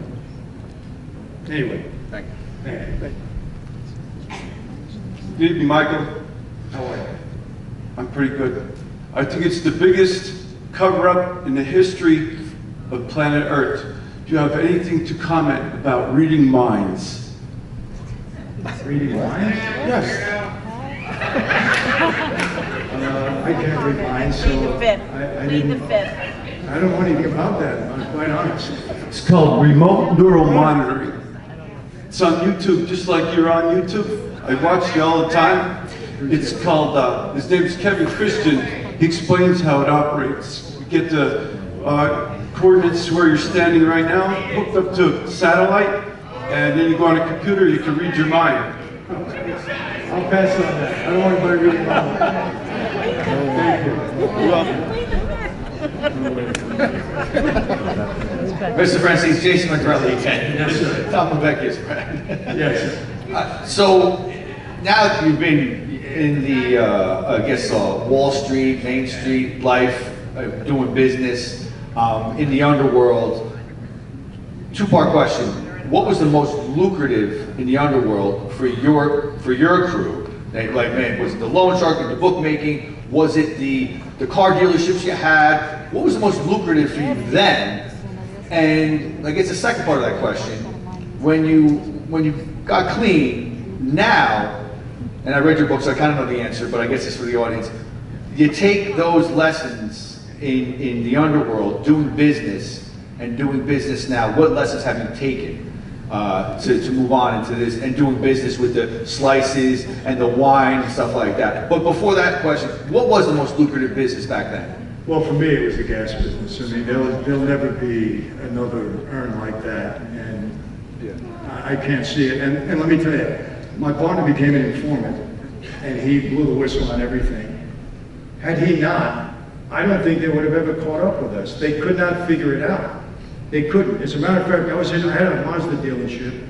I'm there, two agents come to me, Franzese, we got to talk to you. I go outside. They tell me like this, listen, we were about 5 years into the gas thing. They said, we know what you're doing, but we can't figure it out. Just tell us and we'll give you a pass. Yeah, right. I said, I don't know what you're talking about. Well, you want to buy a car? I'll give you a nice car. I went to them, you're not going to tell us? I said, I don't know what you're talking about. What do you mean? They got so upset with me. They were cursing me out, two agents. And I started laughing. I said, guys, any way I can help you, except for some business I don't know anything about, I'll be happy to help you. They couldn't figure it out. And I want to tell you something. I want to see if this sounds familiar. It's an answer to your question. I had 18 shell companies. Shell companies. For those of you that pay attention to the news, 18 shell companies. No brick and mortar. no employees, and we had nothing to sell. All we needed, the company, was to open a bank account so that we collect money. What money were we collecting? Tax money that we were stealing from the government. Now, somebody came to me, I was on, what's his name, Glenn Beck, a couple of the Fox shows, and I said, listen, I said, nobody's pulling the wool over my eyes. I said, I got indicted for racketeering for the exact same thing. I said, our president and his son have 20 shell companies, no brick and mortar, no employees, no product, and no service. Why doesn't somebody just ask, what were you selling? Yeah, right, exactly. What were you selling? You know, the Republicans start to ask and then they back down. What were you selling? Suspicious bank records. I had the same thing. Now, I'm going to tell you this. I can't say if he's innocent or guilty, but I guarantee between that, the text messages, the emails, the meetings, okay, the witnesses, that is 1,000% a racketeering indictment. 100%. Indictment. I won't say he's innocent or guilty. But if that were you or anybody in this audience or me, we would have been locked up a long time ago, just based upon what's out there at this point in time. And listen, people, you know, the only way to say it, look, you know, Michael, you're a Trump supporter. I said, look, I thought he was a good president. I thought his policies were good for America. I'm not going to ask him to, you know, I said, I'm not going to ask him to date my daughter. I don't have to go out to dinner with him. We don't have to be the best of friends. But his policies for America at that time were good. Just compare it to now. I mean, come on, it's common sense. You know, you want somebody in office that's going to be good for the country. That's it. I'm going to be honest with you. People might give it. I don't know if he's the best option right now. He's got a lot of baggage. You don't want to see somebody coming in and just, it's a revenge 4 years for him. I don't know.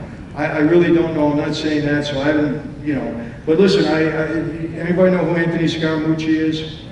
I interviewed him yesterday. He'll be on YouTube next week. But he had some interesting things to say. Tune in about Trump and Biden and everything else. Good perspective, very smart guy. But anyway, watch this closely, because I'll tell you something, people. If we have a guy that committed treason in office, money from China and these different places, we have to be careful, really careful. And I don't know what the second part. The second part was, what did you take from the street life in the world into, like right now, you have so many businesses going on. You have book deals, you dealt with publishers, you have slices, you have the wine. What did you bring from that life? I'm going to tell you this. Forget the stealing taxes. That's different. No, that's, yeah, no, the sit-downs. There's sit-downs now that yes. Business is business. Yeah. Whether you're doing it illegally or you're doing it legally. The same principles exist in many, many ways, okay? And you take what you learned on the street and you apply it to, you know, doing things the right way, but business is business. You know, negotiation. You know, people don't realize we negotiate every day of our lives with somebody or something. If you're married, you negotiate with your spouse almost every day, with your kids, you know, the neighbor next door, people you do business with.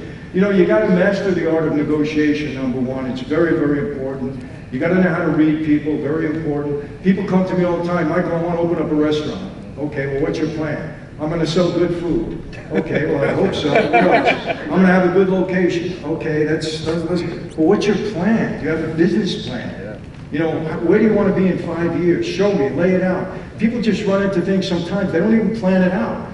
I said, it's good, write it down. Make a blueprint for yourself and follow it. Now, there may be times when you deviate, market conditions can dictate that, but people sometimes just don't get it. And listen, I'm not brilliant. I made a lot of mistakes. You know, people that said to me, Michael, you're a brilliant businessman and all that you've done. I am not a brilliant businessman. There's a lot of things that I don't do well and I don't like to do. I don't like to. But I think I had two talents. Number one, I recognized a good opportunity. And number two, I knew how to get the right people, put them in a place to do the right job, and then motivate them and make sure they did the right job. Because listen, you're only as good as the team of people that you have around you. Amen. And how you motivated them. That's it. Anyway. Mr. Franzese, thank you so much. Thank you. And tell Tom, where's Tom? He's still back there? Yeah, he went to bathroom break, but you'll see him later. Yes, good man, okay. Michael, 2 points first before I ask one question. First of all, your father was a great man. Thank you. Mike Nona and No were the original owners of the Gloria restaurant on Court Street. Yeah, Court Street. Your father was wonderful. Thank you. He was a magnificent man. Appreciate that. Really. And your mother was wonderful too, by the way. Thank you. I'm the nephew of Joseph Nikki and Blaze Carrazzo. Okay. I'm Daniel. All right, Dan. I just came home after doing 34 years. God bless you, man. Giuliani screwed me like that. I was down since 1985. 05363054 was my Southern District of New York federal number. The marshals also gave me bullpen therapy, diesel therapy, Oklahoma City, El Reno, bing, Now, let me ask, worst part of doing federal time is diesel therapy. Absolutely. Take you away from your family, your loved ones, everything. Forget about it. I did time in Lewisburg, behind the wall, at the age of 22. They turned me into an animal. I went from being like a bunny rabbit into a savage. They did, the government. Giuliani had people testify at my trial. I got a kingpin sentence. For people that don't know, I was a drug dealer. I was convicted of selling 182 kilos of cocaine. I want you to know something, sir. I agree with almost everything that you said. Also, by the way, Skinny Teddy P sends his love to you. Oh, thank you. Very dear friend of mine. Send it back. Also, Michael, they're both. Also, Ali Boy and Snake were wonderful people too. Yes. So, okay. Ali, young Ali is Gumbada. Yes, yes, yes. Yes, sir. Yes, sir. I want you to know I had to get parole's approval to come to Atlantic City to see you. Oh, I can I'm on lifetime supervision. Can you be with me? Yes, okay. Yes. My PO was pulling her hair out at first, but I explained to her, you know, that it was a show. So, yeah. We're allowed to stay overnight. I got to be back by 12 o'clock because they come into the house at 2 o'clock. Don't be late. Oh, no, I know. Trust me, I violated parole 2 times. All right. I know. Get a boat. Okay, here's what I have to say to you, sir. I went to trial in the Southern District. Judge Anthony J. Sprizzo, courtroom 1580, 500 Pearl. The government had people testify against me that I never seen, knew, or known in my entire life I ever had a conversation with. But they swore they knew me and swore they did business with me. The government is probably the most corrupt people around, and people need to know that. If they want you, they get you one way or the other. Giuliani offered me a deal to testify against the Westies, Jimmy Coonan, Mickey Featherstone, Kevin Kelly, Kenny Shannon, because they were my muscle when I was dealing coke. I knew Jimmy very well. Yes. Jimmy, God bless Jimmy, his wife Edna, God bless. I now have a job in the iron workers in New York, really because of Jimmy, to be truthfully honest with you, I'm being honest with you. I want to say this much to you. I used to go to Nicaragua to meet Daniel Ortega of the Sandinistas. I used to see Oliver North and Foreign Hall there all the time. The government, if they want to shut down drugs, they can shut down drugs. A minute after you and I step off that stage, drugs could be shut down. But the government is the biggest dealers in the entire world. Amen. That's what I want to say. And you, sir, I have nothing but respect and love for. Thank you, bro. And same here. Thank you very much. Thank you. Folks, we're going to do one last question, and those of you that have the VIP ticket or the access badges, we're going to ask you to sit tight for a few minutes, let everyone else leave, and then we're going to take you back on the line backstage for the meet and greet. So after this question, just give us about 5 minutes, and then we'll take you back to the meet and greet. Hey, Mike. Edwin Velasquez from South Jersey. I got a couple of questions. Before Atlantic City, had you ever been, before any of these were built here, did you ever come down here before that? You know, as a kid, but not for any particular reason. Right. I just visit. So when the word went out that the casinos were being built out here, what was the talk out there in New York, in the mob and the bosses' minds and everything? Well, I remember, you know, they thought that this was going to be put a real dent in Vegas, and this was going to be the Vegas of the, you know, Northeast. Obviously, that never happened.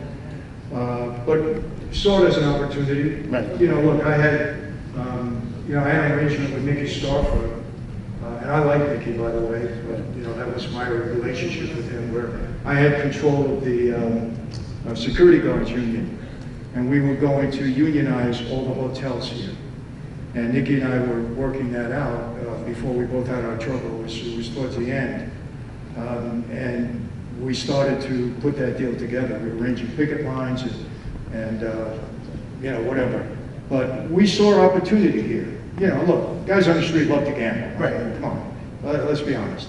And we saw opportunity here because who built Vegas? You know, after everybody left Cuba and came here, you know, make no mistake about it. I mean, it was us guys that built that. As a matter of fact, everything that we do, the government copies, and they do it later on. I mean, there's no question.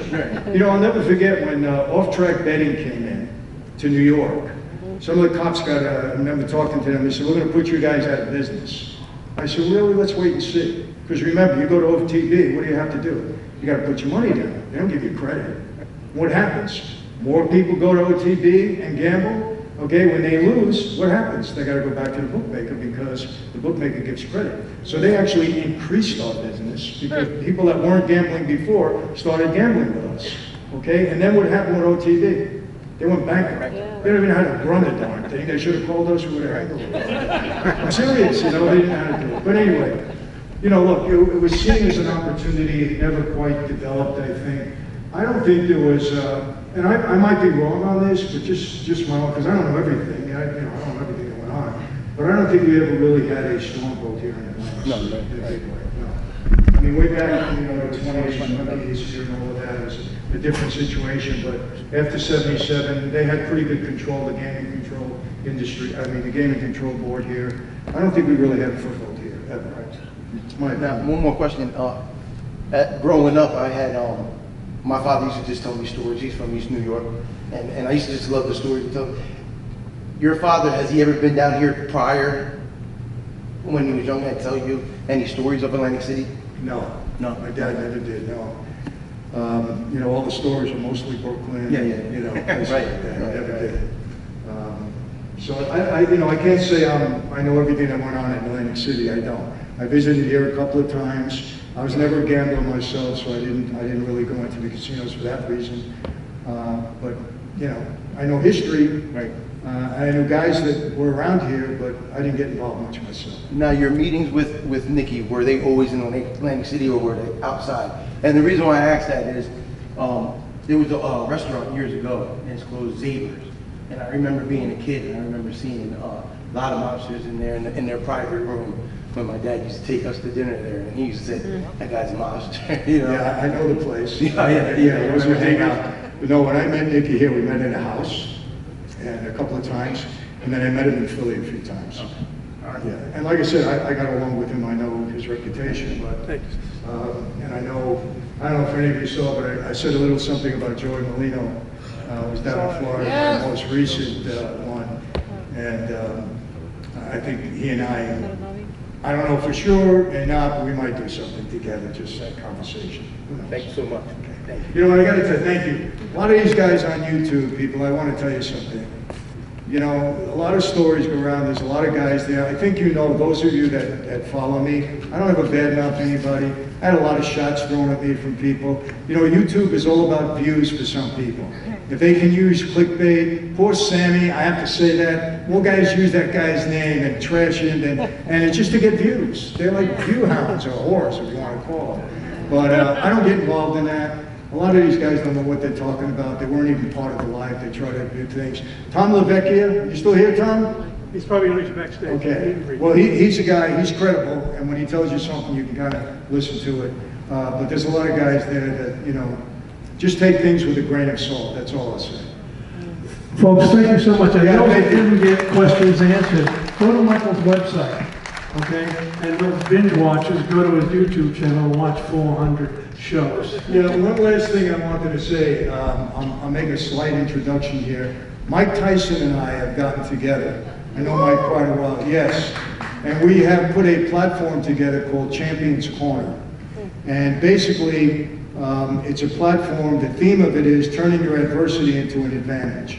Mike really wants to leave a legacy. He's been doing a lot of good things. Mike is, by the way, very smart, the nuggets of wisdom that come out of him. And he's very sincere about wanting to help people. We're launching this platform next week. And actually, Mike, myself, and Chaz Palminteri will be doing shows together. The first one is on January 25th at the Beacon Theater in New York. So keep that in mind. It's going to be interesting. Mike has a trip. We're going to have a good time, and I'm excited about this platform. He and I kind of want to leave a legacy where we help a lot of young people. Personal development, we also have a lot of people jumping on board. Jordan Peterson, people like that, that want to give their expertise. We got a lot of business people coming on. I think it's going to be good, so watch for it. Champions Corner, you'll probably start to hear about it next week. All right, God folks. bless everybody. Thank you. Thank you, folks. So those of you with the VIP tickets, whether it be a paper ticket or on your phone, just sit tight for a couple of minutes. Everyone else, thank you. And if you have an access badge, we'll get... Thank you for watching this video. Please subscribe to our channel and check out more of our content. Feel free to give your feedback and suggestions on what we should do next in the comments. This is Infinite Lee Productions. We love ya.